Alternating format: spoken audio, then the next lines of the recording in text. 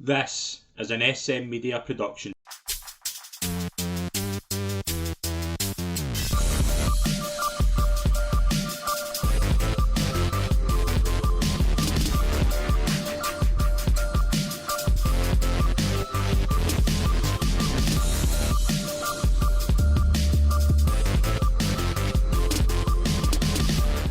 Hi folks, and welcome to the latest episode of the SM Media Pro Wrestling Show. We have a special episode on this. We're going to have a regular podcast. We're going to do a wee bit of fun with the podcast later on in the week. We're going to do that. That'll be out on Sunday, so stay tuned for that.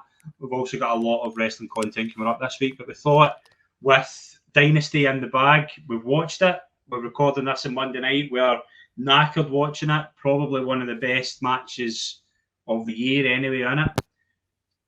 Scott, it's a pleasure as always to have you on, mate. Thank you for joining me. What did you think of Dynasty? And I'm very critical of AEW, right? And I think for the past few weeks I've had the right to be, because I think they've probably walked into it in most cases. But this is what AEW do best for me, mate. They put in really, really good pay-per-views. They're probably as good as WWE at that. They are. This card was brilliant, as most AEW pay-per-views can be. Yeah, I mean, I think we had this discussion on text earlier. Tony Khan is a phenomenal matchmaker.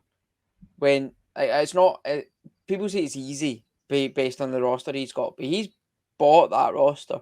He's persuaded them to come, he's obviously a very good negotiator as well as a very good matchmaker. But what I also think is underrated is the fact almost let them get on with it. In terms of, obviously, the main match that everyone's talking about, and rightly so, is Ospreay Danielson, which is one of the best things I've ever seen in my life. He's like, normally, let's take WWE, let's take Vince for example. Am I on a pod with Brian Alvarez? It's the best match ever in America, apparently. 2 minutes after the match is finished. I mean, very good. That was scheduled, wasn't it? that was written when the match was announced. Oh, 100%. No, but sort of go back to what I was saying. Like, I'll always go back to Styles Nakamura from Mania 34. Like, they two had a phenomenal match in New Japan, but it got this adjective is going to be very different year 2024. But get Vince wanted his own fingerprints on it. Vince wanted it to be a WWE match instead of just letting them get on with it. Whereas Tony just lets them get on with it. Triple H is also good at that. Like Nakamura Zayn, I'll go back to Nakamura because I think he's been hampered by WWE since he joined, really. Nakamura Zayn at TakeOver Dallas in 2016, I think it was. 2016. I still think to this day Nakamura's best WWE match. Yeah. It was his first. I think the one we've seen on SmackDown. One we've seen on SmackDown was good. Say the Rumble win. One of the best Rumbles of all time. But in terms of one-on-one match, Nakamura's best match is his first with Sami Zayn. That was a New Japan match, basically. Triple H just said, right, you're two of the best wrestlers in the company. Go have a great match. That's what done.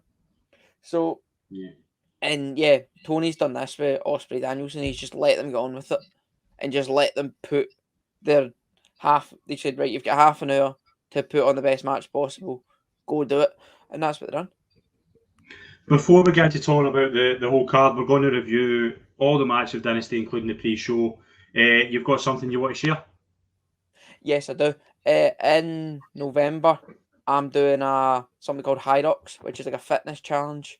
There's lots of different stations, sort of a kilometre run in between them. So I'm training for that now, and I'm doing it for Macmillan Cancer Support. And there's a Just Giving page. The link will be in the description for it, so any donations would be very much appreciated. So yeah, thanks for any donation, and even if you can't donate, stick it on Twitter, stick in your WhatsApp group, stick it anywhere, and yeah, cheers and any donation would be appreciated. Absolutely, please share it. Please get on board. It's a brilliant thing Scott's doing for a brilliant charity. We'll be plugging it for until he does it. Really, every show we'll be announcing basically what he's doing. So all the best to Scott with that, and thank you very much for sharing that. Right, Scott, let's get into Dynasty. I keep calling it Dynasty. I don't know why. Is it Dynasty or Dynasty? Like, I think Dynasty's American and Dynasty's British. So we'll go with Dynasty. Dynasty. Like, let's go with Dynasty, right? Let's start with the pre-show. As always, 0 hour. Trent Beretta, Matt Seidel. Trent Beretta, I mean, he's kind of turned heel, isn't he? I mean, this is Trent Beretta versus Evan Bourne. Imagine saying that in 2010. This was going to be in a wrestling pay-per-view. But again, it was kind of all about the kind of ending of the match. Kind of solidified Beretta as a heel. Had obviously his interruption with Orange Cassidy, which kind of leading up to the next match, which was him and Shibata against Taylor and Moriarty. First two matches, fairly ordinary for a pre-show, I would say. Yeah, I mean, pre-show matches, I mean, I think the best friend story is could have legs because they're all good. Like, obviously, Shibata's, he's not as good as he was 5-10 years ago, but he's still got a bit of a name value. Cassidy is Cassidy. You know what you get from him. And Trent's a solid hand. So I think there's some story there for them. But I don't think it's top of Tony's priority list in terms of stories, which is why it's on the 0 hour. And we'll get on to the third pre-show or 0 hour match because I have thoughts. You said obviously somebody that isn't on top of Tony's priority list. Billy Gunn seems to be really high on that right now. Like, Billy Gunn is almost way higher than Jay White. I thought, now it kind of worked out well because Jay White obviously picked up the follow with Billy Gunn, but Billy Gunn was made to look like Superman and Jay White was made to look like the Penguin, to be honest. I mean, it's kind of where we're at with this, and it shouldn't be like that. Jay White, I thought this would the only person who would succeed in this would be Jay White, but I mean, just know what. Max Caster looks to be in a world of trouble. What is he doing? Shut up! I never like. It always is this. He always goes through a wee like 3 months where he'll say funny stuff, then he just has one zinger where you're like, you're going to get fired. You might be wanting to get fired. I think he's trying to get the sack, isn't it? Jesus. You know, at the end of the year, he's the wrestling version of Derek Adams. And for those of you who don't know what I'm talking about, Google it and you'll understand. Jesus. At the end of the year, we'll do our awards show probably again. Imagine Derek Adams getting a mention in the wrestling podcast. He's buzzing with that. Look at Derek Adams, Ross County Gaffer, and top of AEW. What a time of life. No, but at the end of the year, we'll do our worst matches. Jay White, Billy Gunn's got to be right up there to the worst man, Dynamite. It's high. Yeah, it's bad. But this is great either. Of 60-year-old Billy Gunn beating the crap out of Jay White. Is he 60? Is he 60? I think he might be. He is. He's 60. He's far off. Wow. He is 60. Jay White should be in the, maybe not Okada. Jay White should be in that type of program though. He should be getting used in that way. He shouldn't be in the pre-show taking bumps for Billy Gunn. We'll get on to it, but he should swap places with someone else on the card that the crowd were not happy with. Oh yeah, 1,000%.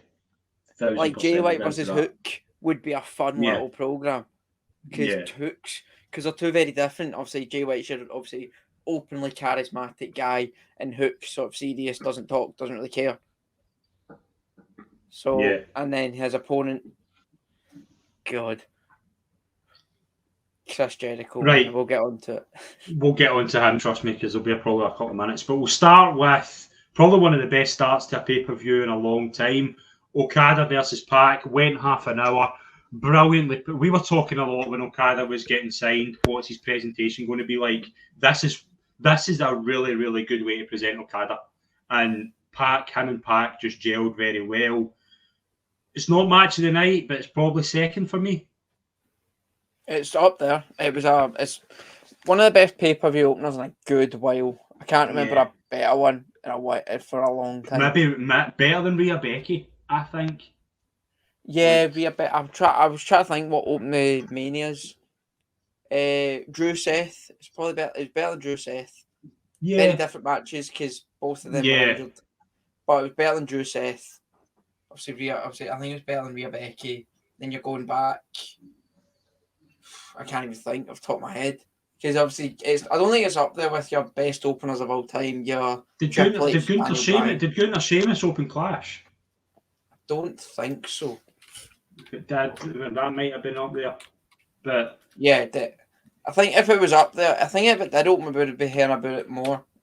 Yeah, very good opening match, though. Very good presentation of Okada. Pac played his role really well, and this is how you make Okada a big star, and a big star in American wrestling is book him like what he was in New Japan, just the best, one of the best in-ring performers. That's how you get Turning him heel was a phenomenal shout. Yeah, because I think his style is much more effective as a heel. Yep, he's not your Osprey flip kind of fast pace. He's slowing it down harsh because he's Okada. But if you look at Okada Omega, like that amazing trilogy they've had, one of the best trilogies of all time. A lot of their matches, the first 15, 20 minutes, it's very technical, very slow, and then it just boosts into some of the best wrestling we've seen for the last half hour. A lot of the matches are sort of two halves. Okada's one for slowing it, a bit like Roman in terms of your tribal chief Roman, in terms of you're slowing it down a bit, then it gets into the final gears where it's phenomenal, Okada's kind of like that, but Okada's a better wrestler than Roman. I don't think that's controversial. No. But I mean, a lot of folk, myself included, weren't massive into New Japan. And if you want to introduce Okada to an American audience, this is how you do it. Yeah, 100%. Next match was fine. Copeland, Kingston, Briscoe against House of Black. Malachi Black's going to finally have a single feud worth doing, and I think him and Copeland could actually be pretty good. This match was made to do two things. It was obviously to build a bit of dissension with Kingston and Briscoe. Kind of got overshadowed because I think this was designed to make Black the TNT contender, and I think he's probably the one to take the belt off Copeland. Yeah, do you remember you were saying about Trent and Evan Bourne? Imagine saying 5 years ago in Aleister Black versus Edge. Yeah. AEW is some form of like some sort of dream that I'm not sure is happening. When you look at like you had Sasha Banks and Edge shaking hands in a ring. When was that ever going to happen? Yeah. And Did we ever think we would see Sting and CM Punk together? I mean, there's a lot of good things AEW can do. Yeah, I know. I mean, like even Will Ospreay and Daniel Bryan. Do you ever think that was going to happen? Yeah. Like it's kind. Imagine Samoa Joe and Isaiah Scott for a world championship. Like there's positives to take. We've been pretty shit in AEW recently, but that's Chris Jericho versus Taz's son. It gets me more and more angry when you say his name. Like, just stop it until we get into it. Like, I'm ready to bust. Like, honestly, Black obviously I think needs more to do. I think House of Black needs something. I think House of Black needs Malachi Black to just stand out. I don't like the whole thing of that they're going for trios. I think Malachi Black needs to be, because if you were to say who's the standout in House of Black up until last night, it's probably Julia. Yeah, and Malachi needs to stand out again. Like, yeah, he is, because he's the best. I like Buddy Matthews. I really like Brody King. I like his look. He's got a great look about him. The sort of full tattooed body, which must have cost him a fucking fortune, by the way. Because I was looking at tattoo prices. Bloody hell! But no, I think obviously Malachi Black has tattoos as well. But I think all three of them have their own sort of unique styles. Buddy Matthews is your kind of quick pace, sort of high flyer kind of guy. Brody King, your powerhouse, and Malachi Black sort of your jiu-jitsu sort of striking kind of guy. Yeah. So I think they sort of blend their styles well. But Malachi Black is your standout, and do you give him the title now, or do you keep it on? Yeah, I would have Black take off. I think, but again, probably something for another day. There's way too many mid-card belts. Probably Black's the right guy, and I think Black needs it. I think he needs something singles-wise to just stand out, and I think the TNT could be the right call. Next match, TBS Championship changed hands. House Rules, which I didn't know until last night it meant a 20 count and there was no rope breaks and a 20 count on the floor. That was it. That's all House Rules is. No, the opponent gets their own stipulation, which no one's ever used correctly, ever. Yeah, but like the only time I've ever seen that stipulation where someone picks it used correctly was Dolph Ziggler. Remember this Extreme Rules 2020? Like Drew was the only it was Drew versus Dolph Ziggler. Dolph get to pick the stipulation, and Dolph picked only Drew couldn't get DQ'd. Only Drew can get counted out. Dolph Ziggler could use chairs and use anything, and he'd get away with it, but Drew couldn't. That's the only time I've ever seen that used right. No one else uses it like that. And this was another example. I feel for Julia. I feel for Julia because I think she's been really good with the TBS title. You can tell she's hurt. But this was to set up Mercedes and Willow. And I feel that Julia's reign didn't. Julia's reign deserved more than that. She'll probably get her day later on. She's probably next in line for Tony when she's fit. But this was to set up Mercedes and Willow. Have you seen that Mercedes isn't fit? Like, isn't cleared? Tony said that in his presser. It's like, why you get asked, why is Mercedes cleared? And he went, she will be cleared for Double or Nothing. So, maybe, we've all been shouting, why is she not wrestling? I think we found out why. Because she can't. She can't, yeah. Do you like this? Did you like this? Do you like the outcome? Yeah, I think Willow Mercedes is the way to go. I think they've got unfinished history, considering Mercedes was meant to win the belt, was meant to win the New Japan Strong Women's, then she done her ankle, and they called an audible, that's why Willow won it. So I think Mercedes is the right choice I think Willow's the right choice for Mercedes' first opponent. And also, who do you think it was, Chris, that attacked Mercedes? Possibly. Yeah. I thought Chris would turn on Willow. That's what I thought was going to happen. I thought that's what it was leaning towards. Again, you could do something quite smart with Chris, Sky, and Julia. That could be something quite a decent kind of wee thing down the line, something like that. But Willow's the closest thing you've got to an NXT Bailey, and you have literally Sasha Banks there.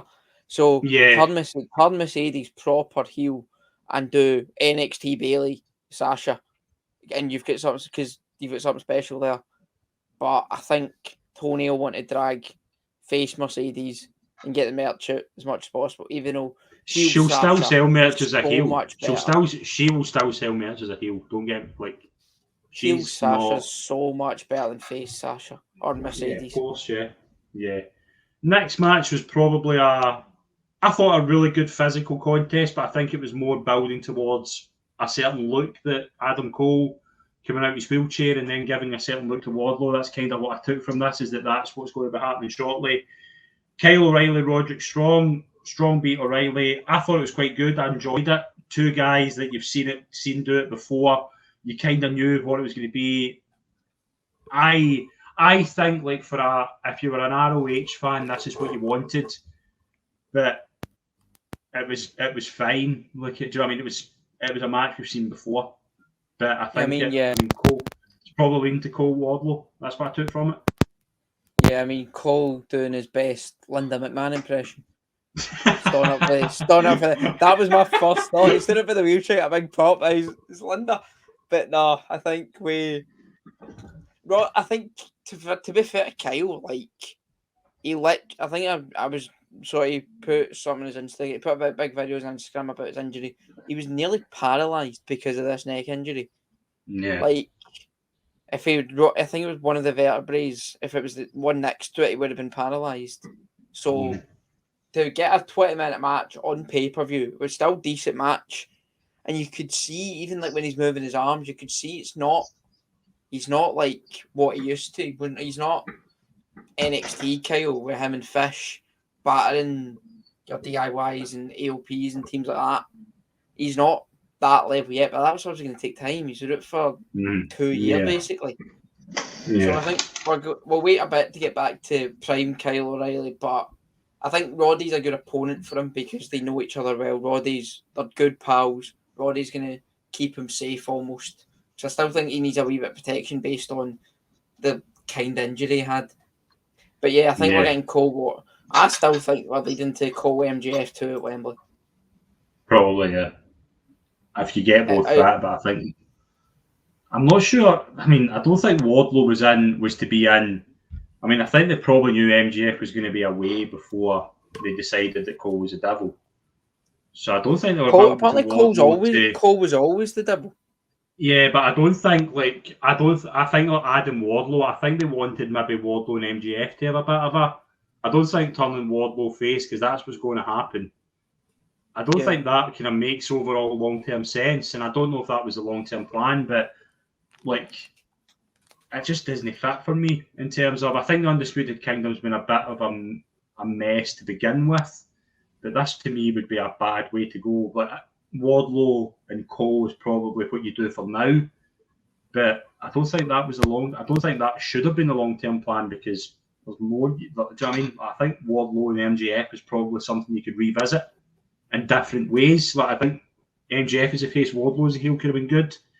So I'm trying to put off going to the next match as well. Yeah, there's a lot to play off of those two as well because is it Double or Nothing? Wardlow squashed him and then MJF then cut the pipe bomb and Dynamite. You could argue that started the MJF turn, Yeah. So there's a lot to play into. But I want to stop talking about this and get on to the next match. Yeah, let's do it. Chris Jericho defeated Hook to win the FTW Championship, and it proves once and for all that Chris Jericho, despite his enormous contributions to the wrestling business, has to go as quickly as humanly possible because this did not suit anyone other than Chris Jericho. And the crowd, who I thought were brilliant all night, rightfully did a big poo on this decision. Please retire. F off Jericho was just a couple of the ones I heard. What was the other chant? There was another chant. There was a brilliant chant in a later match that was amazing, but it was same old shit. It was something like that. I was like, yeah, Chris Jericho doesn't get it. Chris Jericho is turning in to Hulk Hogan, and he's not Hulk. He shouldn't be. Just go, stay in AEW and do something, but you don't need Hook. If Hook goes to WWE based on this decision, if this was to keep Hook in AEW, they've failed, and his dad should be telling him, enough's enough. Go over there where you're going to get booked better. This was ridiculous. Hook in NXT would be great. Why have Hook won the first match? If this is what you were building to, that's how Jericho works. He done it with Danny Garcia. He done it with Action Andretti. He's done it before, and he's doing it with Hook. He's gone right. Who's cool? Right, Hook. I'll work with him. But you're saying their Action Andretti. Do you remember Punk came back at Collision? The report. This was from Sean Rossap, who's probably the best in the game at the moment. Mm-hmm. He said Jericho was desperate to work with Punk when Punk's first feud back, and Punk went, "Nah, you're all right." And is Jay White busy? I work with Jay White.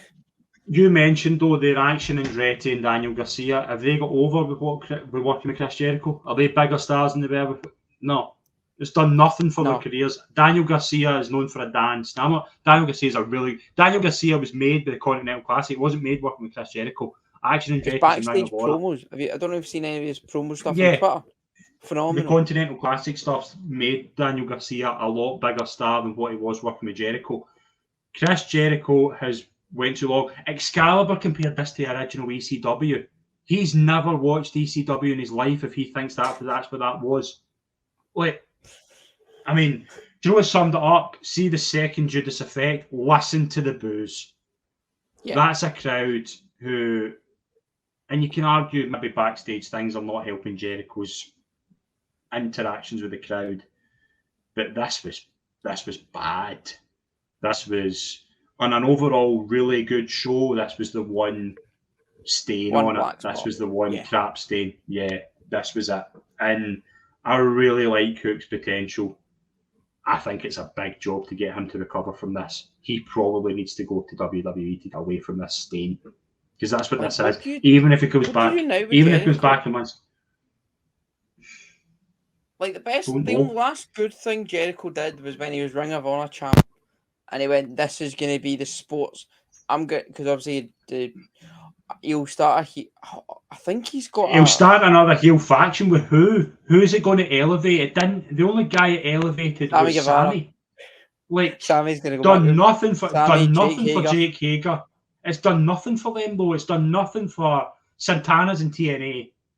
Ortiz, I don't know where he is. Like I think he's injured. Danny Garcia's been elevated with the Continental Classic 2.0. One of them's now.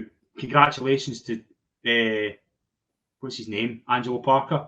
That's bad. Ruby Soho, yeah. Going to be a dad. Mum and dad. Congratulations to both of them.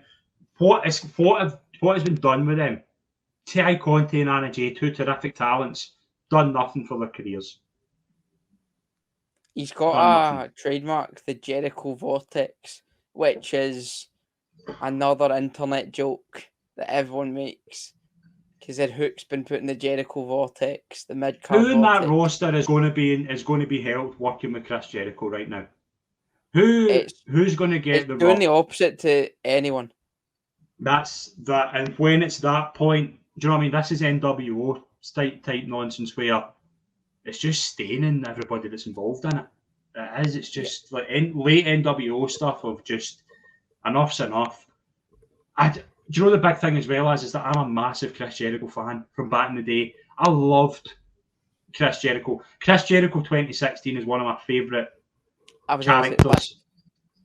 But Les Jericho is up there. But this Chris Jericho is just tarnishing his reputation. What he is. He's just old. Like I don't know the age difference between him and Christian Cage. I don't think it can't be much. Jericho might be slightly older, but probably not much. They've been around for the same number of years. Mm-hmm. Christian Cage does so much more with what he's given. Like Christian Cage, he gets what he's to do. He gets what he needs to do. He was one of the wrestlers of the year last year. Christian Cage. Yeah, exactly. Chris Jericho's done nothing. He's done nothing in the past 12 months. You could argue him and Ospreay was quite a good program, but apart from that, nothing of note. Probably just soiling his reputation. But let's get away from this quickly. Let's move on to Toni Storm and Thunder Rosa. I thought this was a good match. Really liked Thunder Rosa here. I thought the face paint. It was kind of a decent story. I know you've been fairly off on the Storm character. I think there's good points in it. I like potentially like where this is going. Like probably don't know where it is going, but I don't think it tarnished Rosa not winning here. I think Storm's strong enough to keep going here. Like this was a very, very strong women's match. A low blown at women's match is a new one. Yeah, I've seen that one before. Although it happened the other week, but it's a new. I think it happen in NXT. NXT happened or was it Dynamite? Can't remember. It happened in one of the wrestling. I think it was NXT. It was one of the weird NXT episodes where Sean was just horny when he was writing it, I think. But no, I think keeping the belt on Tony is probably the best thing to do. I still think we're waiting for Britt Baker and Jamie Hayter to come back and see what happens with that. Like that's what I think we're keeping the belt on Tony until they two come back and probably the match you're talking about was Ariana Grace and Gigi Dolan was the low blow. Yes. That was that. So I thought it happened in NXT. Yeah, Sean was mad that night. Was that not the night that ended with Trick and his bud just kissing on telly for no reason? Yeah, that's right. Yeah. Right. But no, as much as I like Toni Storm, and Thunder Rosa, let's move into the match of the night. Will Ospreay, Bryan Danielson, Scott. We could go for this blow by blow, but I think we just say it was brilliant. I mean, you've got everything around it. I thought Don Callis on commentary was phenomenal. I thought the crowd were exceptional. Yeah. exceptional. just didn't let up. It's like we're not. I never heard a "we're not worthy" chant. We're before. not That's a worthy. It new was one. brilliant. I loved it. That's a Loved new that. one. I was like, I was ready for doing that myself. Loved that. Aye. Like, Why crowd was so into it this, was and of course they were. Of course they were going to be. This was a perfect AEW match. This is what puts AEW in the map. This is like not on the map, but see if AEW do more of this and less of the bad stuff. AEW is a great number 2 promotion. Yeah. This was I brilliant. think I said, Everything about I it. said this a couple of weeks ago. AEW and WWE have got their own strengths. AEW uses your in-ring work and WWE your storytelling. Not saying WWE get bad in-ring work and AEW get bad storytelling, but they both have their strengths. If you show off your strengths and hide your weaknesses, you're gonna get a great show. Like WWE, like I've seen Twitter. Twitter's been annoying today because all it's been doing is comparing Ospreay, Danielson, and Roman Cody when they're completely different. Stupid. Just enjoy both. That's what I say. Like I did have a wee bit of a dig. The Messi and Ronaldo one. You know, Real Ferdinand. Yeah. Just I know it's a meme, but listen to Real Ferdinand. I never thought I'd ever say that. But listen to him. Yeah. Just stop debating and enjoy the fact we've got 2 phenomenal wrestling companies putting on phenomenal wrestling. I had a wee bit of a dig at Alvarez's comments for the simple reason that it's subjective. Brian Alvarez thinks that's fair enough, but see the amount of people that were following that with, it's not as good as Omega, Okada. It's your own choice. Do you know what I mean? I think this is top 5 best matches I've ever seen. Like it is. Yeah. But this is only not even 24 hours after watching it. I probably need to watch it 2 or 3 times again to really appreciate just how good it was. You can't 2 minutes after the match go, this is the best match I've ever seen. It's not possible. No. Possible. I spoke a lot a couple of weeks ago. It's a different type of thing. I was talking a lot about, I don't know if many people listening to this will be golf fans. Scotty Scheffler is going through one of the best times in golf at the moment. But I'm not saying, he's Tiger Woods, because I need to watch it more and more. I need to see what he does from that. I need to see what this builds into before I go. It was a perfect match. If that's just a one-off match, phenomenal. One of the best matches I've ever seen. But if we then injured? I think that's the tough one. I think he's just very good at his job. I think he's very good at his job, but I'm also quite I don't like that because we know he's got really big problems, and we know he's probably coming. Well, we know he's coming to the end. I don't know if I would be working that the way because it looked bad, but it's either phenomenally acted. It was shoulder more than his neck. Yeah, it looked bad, but it also looked like it's either been really well worked or there's something seriously wrong. Therefore, it takes away the appreciation of the match because if he's got badly hurt, it probably changes the match for me. But it's still phenomenal. But if there's a bad injury comes out of it, it kind of goes down a wee bit. And that's a risk with everything. But I don't know how I feel about that side of it. I thought the ending was I thought it was quite a slow start. Like, it takes 2 or 3 minutes to get going, but from there it doesn't stop. I didn't mind the fact that it took 2 or 3 minutes because any great match, it's not. I can't remember the last time I watched a great match that started 100 mile an hour and kept up 100 mile an hour. Yeah. But I mean, even though it was like slow between the 2 of them, the crowd made it exciting first 2 or 3 minutes. Phenomenal. They were just so good. They were so into it. There was holy shit chants when they were just standing looking at each other. That's special. That's the word aura gets overused a lot in wrestling, but that's what they 2 have. They've got a presence about them, and when you see the 2 presences in the ring together, you're gonna get a reaction from the crowd. Like the clip Omega Danielson at Arthur Ashe. Yeah. The bell rings and the crowd just erupts, and nothing's happened. And that's what AEW is brilliant at. That's why AEW is really good to watch. They're good at that sort of thing. It's the silly stuff that you just want to get rid of. Just take that away, and that's a brilliant product. My favourite part of the match, and I don't know you agree with this, the Tiger suplex that Danielson does for the top rope is phenomenal. Like, insane. It's just so good. Do you think this is Danielson's best work? Of his career? Where'd you I start? think that's his best run. Like he's two amazing matches with Zack Sabre. He's done stuff with Omega. I think in terms of matches, Bryan Danielson better than Daniel Bryan. Yeah, in terms of matches, yeah, because I think, as you say, I think it's an important point. He's allowed to be Bryan Danielson. But I also think Mania 30 is the best moment. Best moment. I'm talking about best but in terms run of overall, matches, best run of performances. This is the best version of Bryan Danielson for me. I'd agree with that. I think Bryan Danielson is better than Daniel Bryan, even though Daniel Bryan was phenomenal.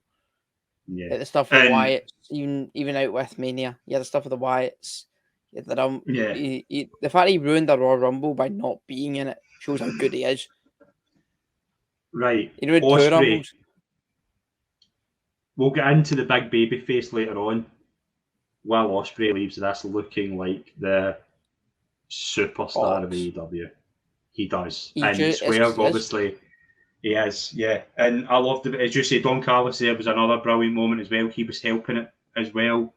Ospreay just looks like the god of AEW. And I'm not saying this basically just what Dave Meltzer does and sucks up his ass. I'm saying this as Will Ospreay is a superstar. Like we've watched Ospreay for years in the British Indies, doing Progress, WCPW, all kind of indies all over the world, and we knew the matches with Ricochet, which is really that was the first time he came on my radar. Was a Ricochet one, that I'll be honest. But from I remember a clip going about Heyman offering my contract. Do you remember this? Yeah, that's right. Yeah. An Inside the Rope show, and I think he. Did he go New Japan? I think he turned down WWE. I think he went New Japan. That was Evolve, I think. I think it was that Evolve. That was his promotion. I'm sure it was Evolve. And he turned it down to go New Japan, and that's probably the best decision he's ever made. Because that was about. I remember listening to an interview. I think it was Chris Van Vliet. He got asked. He had a contract. He had 3 contracts on the table: Ring of Honor, New Japan, WWE, and he picked New Japan because the pure thing. He was able to stay. He was able to travel and go with his family, which is why he went to AEW. All that and the money, which is fair enough. So he's not really changed. Well, I remember the summer of 2020 when you had the whole speaking out thing. He was one that everyone looked at and thought nothing's came out. When everything was coming about everyone, there was nothing about Will Ospreay. And that just shows not just a top wrestler, he's a top. You've seen videos of him with fans or whatever. He's also a really nice guy if you speak to anyone. And that's what you need. You've got Cody on the other side. You've got Ospreay here. They two can just be the faces of American wrestling for the next 5-10 years. Then American wrestling is a very good place. Yeah, no, absolutely. It was a brilliant match. Next match was very good as well. Really enjoyed it. I actually really enjoyed the ending, which I didn't think I would. Your best pal turned up, didn't he? He did, and I was ready to shit on Jack Perry when he came back, but if you were talking about a dream way to bring him back, this was it. Because even the crowd loved it. The crowd who were chanting CM Punk at the start of this match were cheering this, and it was a perfect way to do it. And I loved the way the stupid wee face is at the mask off. I loved that. I'm not sure about the shirt thing. I think that's the only thing. I'm like the glass thing. I'm like, But I think if there was a way to bring Jack Perry back, this was it. And take nothing away, the match was really good as well. But overall, really enjoyed this. And it was difficult to follow. They had a really tough job following. A stinker follow. But they did it well. Yeah. I don't know if you had the story from who was it? One of the women. No, it was Emma. Emma in WWE. There was a 6-woman tag after Lesnar beat Taker at Mania 30. And the women were the Women's Invitational. Was it not that? Yeah, it was a Battle Royal or something like that. Yeah, something. It was a women's match after Lesnar beat Taker. And then I was standing there like, is this match still happening? Because obviously they didn't know what happened with Taker. Vince left. Vince left. Taker Yeah, left. he was gone. It was Triple H ran the rest of the show. Triple H was in Gorilla. Triple H and Steph took Vince's place. Mm-hmm. So, and then following Osprey Danielson is wild. Like, poor lads. Stick that Was one. this the I know spot? Was Tony's this the big spot on for his. Jericho? Would you put Jericho in there? Stick Jericho hook on after that. Just deflate the Crowd crowd would be too before getting tired them to hyped boo again. him, so. Yeah, because it's a very good. It's probably 8.5, 9 in the ratings. But do you argue the point in the card probably takes away from being 10? I still think the crowd were good for the match. The crowd were good. The crowd popped, unlike what I thought they would for Jack. Like, I didn't see that coming at all. I thought they were just going to throw bottles at him. But they didn't. He was able to run. He was able to go back through the crowd. Like, do you know what I mean? Like that wouldn't. I didn't think that was possible. Like, also, how crap are AEW security that this fan was able to run the full length of the thing, jump the barricade to get in before. See, the thing is, he looks like a fan. That's the thing. He looks like a child. No, but how did they stop that? him? I know. In kayfabe, they get horrendous security. Need that sorted. Do you know what I don't want this to turn into? I don't want this to turn into what I fear it's going to be, which is going to be every single week. It's going to be a shit on you-know-who. Don't mention his name. No, they won't mention my name. No, don't mention anything of this. Move on from it. Everybody's right. Move on from this. Jack Perry can be... This is the potential to be an excellent heel faction. It does. You've got Okada, Young Bucks, Jack Perry, throw in maybe Anna Jay. I think there was talk of that today, that she was going to come back with Perry. Throw in that and you've got a very good heel group. But do not mention, as Will Smith said, keep his name out your mouth. And you'll go on fine. I can't imagine. I think there'll be a couple of things. Like, I think he'll win a match. A couple of these silly things. Yeah. When they do a chokehold in a match or something like that. Yeah. He'll come out to Justin Timberlake, Cry Me a River. I'd be up for that. I wouldn't mind that. That'd be funny. Him with Ashley Young with the big photo. Ashley Young favourite song, yeah. Right. Very good way to end the show was AEW's first black champion being crowned. New era for the company. Swerve Strickland, a real although he was a WWE guy, a real AEW built star. Beat Samoa Joe. Really physical match. The crowd were into Swerve. The crowd appreciate Joe as well. And I think with Swerve, we've got a guy who has just been booked superbly in the past 12 months and deserves his moment. And his entrance, I thought, was excellent. The Black Panther stuff, I loved. Loved it. Prince Nana does not do bad at all. I'm sure there was a story behind this. I think it was Jimmy Rave's old robe, which was a Nana client in Ring of Honor. I think I'd need to look at it, but I'm sure there was a story behind it. Swerve and Joe wasn't overly surprised because we both had Swerve in the Predictor, but he's connected with the crowd. He's been booked like a proper star, and he's the right guy to lead this new AEW era. Loved this decision. Loved this match. Loved Swerve. Yeah, I mean, I can't disagree with anything. Swerve is.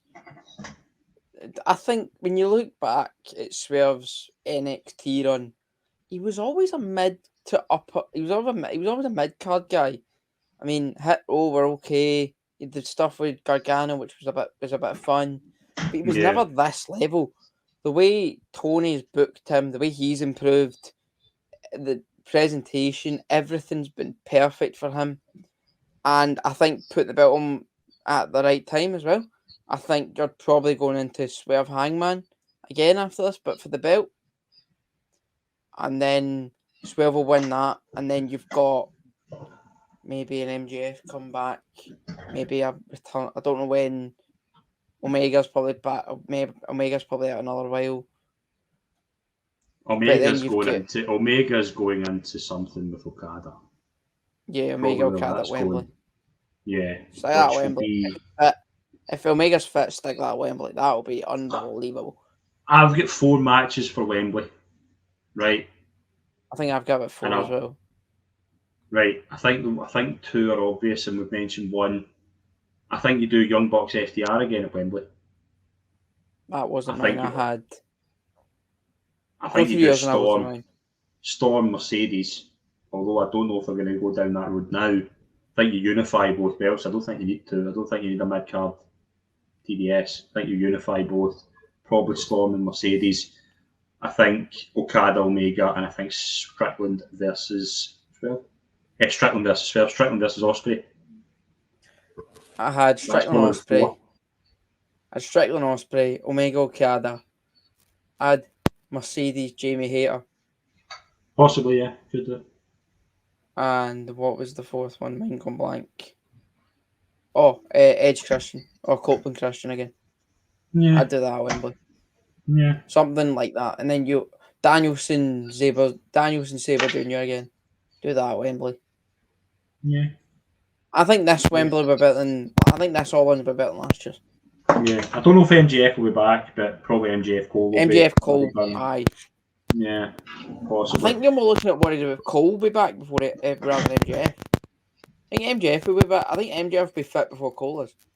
Because Cole's ankle apparently, like, there was small talk of him losing his foot at points, Adam Cole. So, yeah, don't know when back.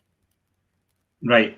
Closing this show and this review, AEW built a load of momentum off of this. This is a brilliant show. What do AEW need to do to avoid going back into the crap we saw a couple of weeks ago? How do they build on this? Because this is a perfect load of momentum to build towards something good. They've got a great body of work here. Try and build towards that. You could Double or Nothing in a few weeks. I want to see very, very good television between now and then, and I don't want to hear the words Wembley. I don't want to hear the words Brawl In. I don't want to hear the words Scapegoat. Just build on what is positive about AEW, which was last night, because it was a terrific show. I think, sort of following what you said, forget WWE exists, forget CM Punk exists, forget Triple H says stupid things in pressers, and just keep putting on good matches, because you've got the roster for it, you've got the TV for it. Tony is a very good booker, as I touched on. He's very good at putting matches together and very good at letting the wrestlers do whatever match they want to do. Let them do that.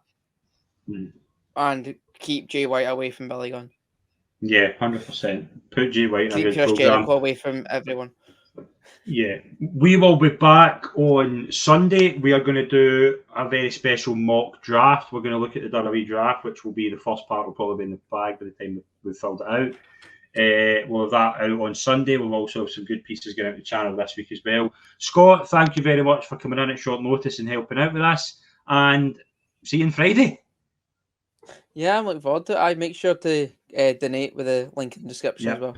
100%. Thank you very much for tuned in, folks, and we'll see you all at the end of the week for our mock draft. Thank you.